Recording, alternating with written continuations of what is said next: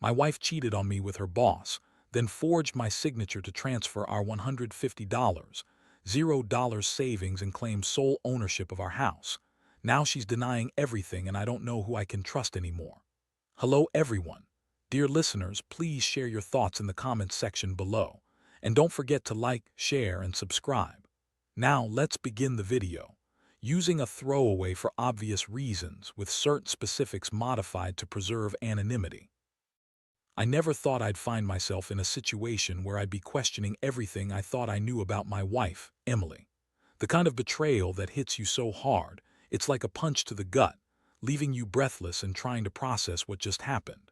And let me tell you, the worst part is how quickly everything unraveled, almost like a bad dream you can't wake up from. The moment I saw the text messages, the late-night calls, I knew my life was about to change forever. Emily and I had been together for over 10 years.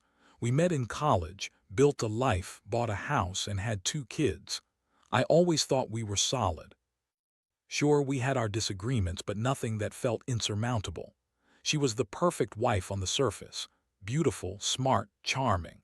But somewhere along the way, I started noticing little things that didn't add up. She'd be secretive about her phone, suppress her notifications, and suddenly she was working late more often than usual. I brushed it off initially, thinking maybe her boss was just a demanding guy or she was stressed. But then I found the first clue that made my stomach turn, a hotel receipt in her purse, dated for a Friday night with her and her boss, Mark, listed as guests. I didn't want to jump to conclusions, so I kept quiet at first. But when I asked her about it, Emily's reaction was over the top.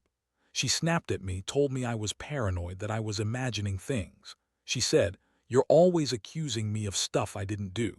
Maybe you're the one cheating, huh?" That was the first time I saw her get bitchy over something that was clearly suspicious. Still, I tried to ignore it and focus on work, on the kids, on maintaining some semblance of normalcy. But then things got worse.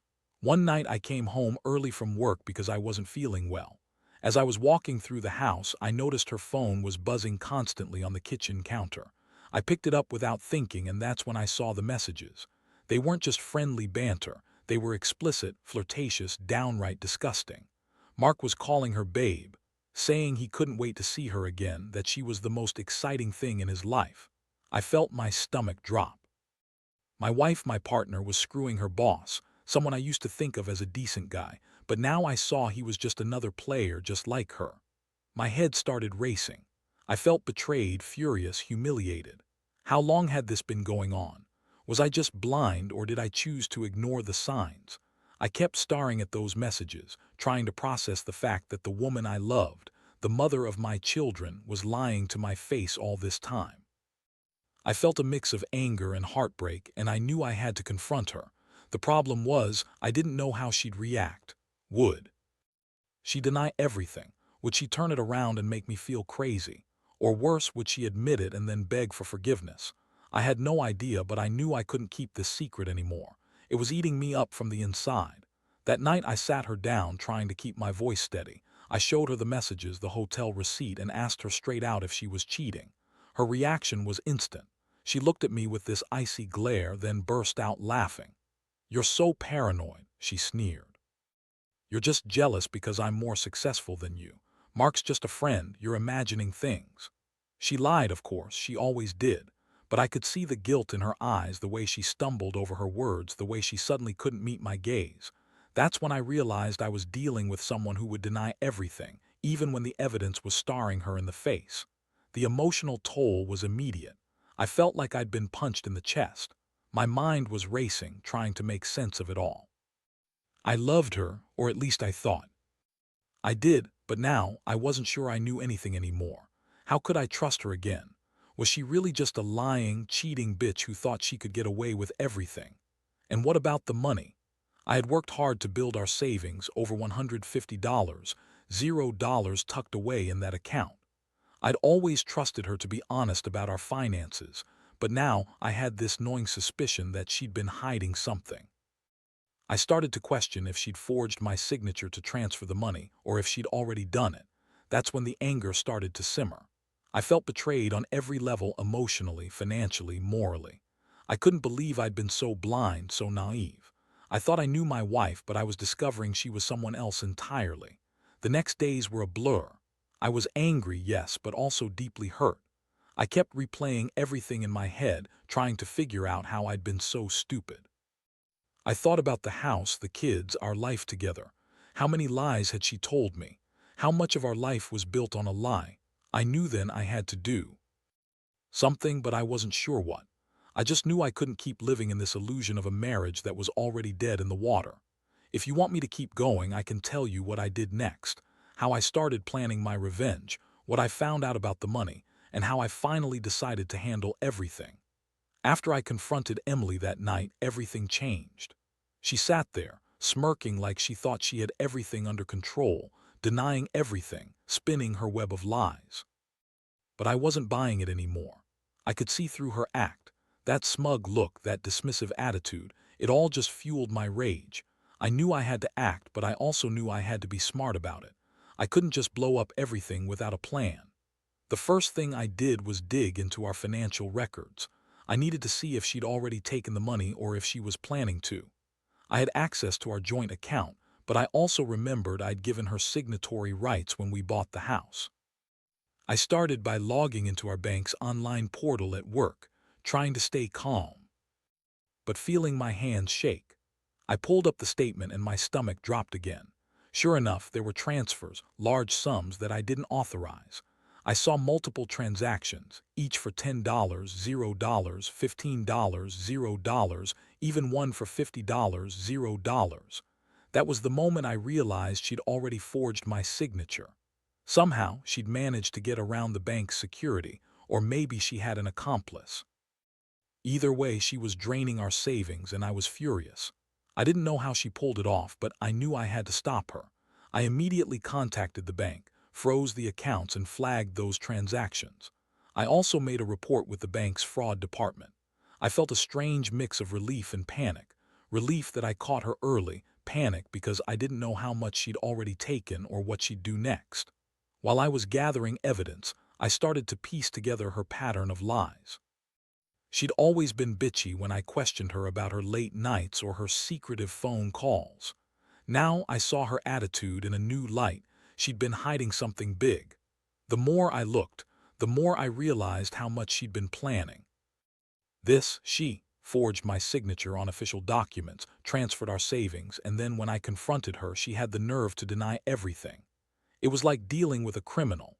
That's when I decided I needed to get proof of her infidelity, not just for my peace of mind, but for the legal battle I knew was coming. I started snooping around her phone, her email, even her social media accounts. I wasn't proud of it, but I needed to know the full extent of her betrayal. I found more messages from Mark, explicit conversations, plans to meet, even photos. She had been lying to me for months, maybe longer. Every time I thought I knew her, she'd surprise me with a new lie, a new betrayal. The worst part was the way she manipulated everyone around her, her boss, her friends, even the kids. She'd tell everyone I was overreacting, that I was insecure or jealous. But I knew the truth now. She was a liar, a cheat, and a thief. I felt like I was living in a nightmare. The woman I loved, the mother of my children, was a con artist and a seductress. How could she do this? How could she pretend everything was fine while secretly screwing her boss and stealing our money? The betrayal cut so deep I wondered if I'd ever be able to trust anyone again. I started thinking about the future, what it would look like if I stayed, if I tried to fix things, or if I just walked away and started over. But right now, I had to focus on stopping her from destroying what was left of our life together. I decided I needed legal advice. I reached out to a lawyer I found through a friend, someone who specialized in family law and financial crimes. I explained everything, her affair, the forged signatures, the missing money. The lawyer told me I had grounds for a serious legal case, including divorce and criminal charges for fraud. That was a wake-up call. I realized she'd been planning this for a while, and I was just starting to see the full scope of her deception. I also knew I had to protect the house, our assets, and most importantly, my kids. I couldn't let her get away with this. The more I uncovered, the angrier I became. I thought about all the Times I'd been kind, patient, supportive, always putting her first. And now I saw her for what she really was, someone who lied, cheated, and stole from me. I felt betrayed in every possible way. But I also felt a strange sense of clarity. I knew I had to take control of the situation, not just for myself but for my kids. I couldn't let her ruin us completely. I started preparing my case, gathering evidence, and planning my next move. I knew it wouldn't be easy, but I was determined to fight for what was rightfully mine and what she had tried to steal. If you want me to keep going, I can tell you how I finally confronted her, the revenge I planned, and what happened next. After I had all the evidence I needed, her secret messages, the forged signatures, the bank transfers, I knew I couldn't just sit back and wait. I had to act fast. The first thing I did was confront her again, but this time I was prepared. I called her at work, told her I knew everything, and demanded she come home immediately. When she arrived, I was sitting in the living room, the evidence spread out on the table. Her face twisted with panic when she saw the bank statements and my phone with the messages pulled up. She tried to deny everything, of course. "You're crazy," she snapped, brushing her hair back. "You're just jealous because I've moved on. Mark's the one I want, not you." She spun her usual lies, claiming she never cheated, never forged my signature, and that I was just paranoid. But I wasn't buying it anymore. I told her I had already contacted the bank, the lawyer, and the police. Her face went pale and she started to panic. That moment was a turning point. I realized I had to make her understand that I wasn't going to be manipulated anymore. I told her I was filing for divorce, that I was taking legal action to get our money back, and that I would expose everything she'd done. Her reaction was classic. She screamed, called me all sorts of names, and said I was ruining her life. But I didn't care. I knew I had to take control. Next, I reached out to a private investigator I'd found online. I wanted to gather more proof of her affair and her plans to drain our accounts further. The investigator was discreet and efficient. Over the next few days, he followed her, took photos of her meeting Mark at a hotel, and confirmed that they'd been having sex. The evidence was clear, undeniable. I felt a mix of relief and disgust. This wasn't just about money anymore. It was about her complete betrayal of everything we'd built. Meanwhile, I also started to plan my revenge in a more calculated way. I knew I couldn't just confront her with anger. I had to make her pay for what she'd done. I decided to hire a forensic accountant to trace all the money she'd transferred. I wanted to see exactly how much she'd stolen and where it went. I also contacted the bank to see if I could reverse some of the transactions or freeze the accounts further. I was building a case, not just for the legal battle, but also to make her realize she couldn't get away with this. In the process, I discovered she'd been lying about her plans to leave me. She'd been secretly working on transferring the money for weeks, maybe months. She forged my signature on documents, manipulated the bank, and even created fake identities to move funds. It was like dealing with a con artist. I felt like I'd been hit again, but this time I was the one fighting back.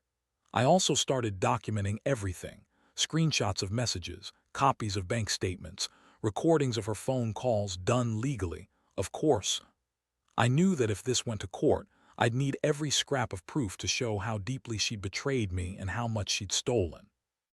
My goal was to get full custody of the kids, recover our money, and make sure she faced the consequences of her actions. The most shocking part was how she kept lying, even when she knew I had her dead to rights. She insists she loved me, that Mark was just a mistake, and that she'd never cheat or steal from me. But I could see through her lies now. Her eyes told a different story: guilty, desperate, manipulative. I realized I couldn't trust her anymore, not even slightly. The woman I thought I knew was gone, replaced by someone who would do anything to get what she wanted. I knew I had to prepare for the worst. She was already trying to spin her version of events to her friends and family, making herself the victim. I didn't want to stoop to her level, but I also couldn't let her smear my name or walk away with everything. I started talking to a divorce lawyer, laying out my case, and figuring out the best way to protect my rights and our assets. It was clear I was about to enter a long, ugly battle, but I was determined to come out on top. If you want me to keep going, I can tell you about the revenge I plotted, how I finally confronted her about the money, and what happened when everything came to a head. The days that followed were a whirlwind. I was constantly on edge, juggling the legal stuff, the evidence collection, and trying to keep my head above water emotionally. But I knew I had to stay focused. I couldn't let her manipulate me anymore, especially after discovering just how deep her lies went. I decided to take the fight right to her. I arranged to meet with my lawyer, and together we drafted a formal demand letter. It outlined all the illegal activities, her forging my signature, the stolen money, her affair with Mark, and demanded she return every cent she transferred, plus an apology for the betrayal. I also prepared for the worst. I knew she'd fight me tooth and nail, probably try to spin her version of events to friends and family, painting herself as the victim. I even hired a private investigator to gather more concrete proof of her affair. When I finally handed her the demand letter, I saw her flinch, her face turning pale. She tried to deny everything again, but I had the evidence. I told her I was filing for divorce, seeking full custody of the kids, and pursuing criminal charges for fraud and theft. That was the moment she snapped. She went into full-blown bitch mode, screaming and crying, insisting she loved me, that I was ruining her life, that Mark was just a mistake, and that I was overreacting. But I didn't care about her crocodile tears anymore. I knew her game. She was a master manipulator, always spinning stories to make herself look innocent. I told her I'd already spoken to the bank, the police, and my lawyer, and that I was prepared to go all the way. I wanted her to understand that she wasn't getting away with this. Meanwhile, I started to slowly build my case for divorce and custody. I gathered testimonies from friends who saw her texting Mark late at night, from neighbors who overheard her arguing with me about money, and from the private investigator with photos of her meeting Mark at that hotel. It was clear she'd been lying, cheating, and stealing for months. The more I uncovered, the more I realized how much she'd been planning this, probably even before we got married. I felt sick thinking about the years I'd wasted trusting her. One night, I found her trying to delete some of her messages on her phone. I caught her red-handed, her fingers trembling as she tried to hide her screen. I told her flat out that I had everything: screenshots, recordings, witness statements. Her face twisted in rage, and she yelled at me that I was just jealous, that I was ruining her reputation, and that I'd never find someone who loved her like Mark did. I looked her in the eyes and told her I was done playing her game. She could lie, cheat, and manipulate all she wanted, but I had the proof now. I also learned she'd been trying to forge my signature for a while, maybe even trying to transfer more money. I contacted the bank again, and they confirmed that she'd attempted to move additional funds, but they'd flagged it and stopped her. I was relieved but furious. She had no boundaries, no morals. She was willing to destroy everything we'd built just to be with her lover and steal my savings. At this point, I felt like I was living in a nightmare I couldn't wake up from, but I also knew I had to keep fighting. I started to prepare for the inevitable legal battle, knowing she'd try to drag things out or spin stories to make herself look innocent. I kept detailed records of everything: texts, bank statements, witness statements, even recordings. I knew that in court, the truth would come out, and I was determined to get full custody of the kids and recover every penny she'd stolen. I couldn't believe how much I'd been blinded. I kept asking myself how I didn't see it sooner, how I missed the signs. But now, all that mattered was moving forward. I couldn't undo the betrayal, but I could make sure she paid for what she'd done. I was ready to fight for my kids, my money, and my dignity. The worst part was realizing I'd been so trusting, so naive to think she was the woman I married. Now I saw her for what she really was: a liar, a thief, and a manipulator, and I was determined to make sure she faced the consequences. If you want me to keep going, I can tell you about the final confrontation, the legal steps I took, and how I finally started to rebuild from this nightmare. The legal process was a nightmare in itself, but I was determined to see it through. I hired a lawyer who specialized in both family law and financial crimes, and from that moment, my focus shifted to building a case that would strip her of any chance to manipulate her way out of it. We filed for divorce, citing the infidelity, fraud, and theft as grounds. I also moved quickly to secure custody of the kids, knowing how much her lies and betrayal could influence the court. I gathered every piece of evidence. I had screenshots, bank statements, witness testimonies, and even recordings of her conversations, all legally obtained. She kept trying to deny everything, of course. When I handed her the court papers, she threw a tantrum, screaming at me in front of everyone, claiming I was just jealous and insecure. She accused me of trying to ruin her reputation, but the truth was, I was just trying to protect myself and our children from her reckless actions. Her lawyer tried to spin her story, claiming she was the victim, that she was wrongly accused. But I had the proof, and I knew the truth would come out. Meanwhile, I continued to work with the private investigator. His photos of her meeting Mark confirmed the affair beyond any doubt. I also learned that she'd been trying to forge my signature on more documents, possibly to transfer more money or to claim sole ownership of our house. I filed a police report about her forging my signature and stealing our savings, which added a criminal case against her. I knew she'd fight hard to keep what she'd taken, but I was ready for it. I also contacted a forensic accountant to trace every dollar. She transferred, and it turned out she'd already drained nearly $100, $0 from our accounts. The court proceedings were brutal. Emily tried to manipulate the judge with tears and sob stories, claiming she was the victim of my controlling behavior, that Mark was just a friend, and that I was trying to ruin her reputation. But I had everything: texts, bank records, witness statements that proved her lies.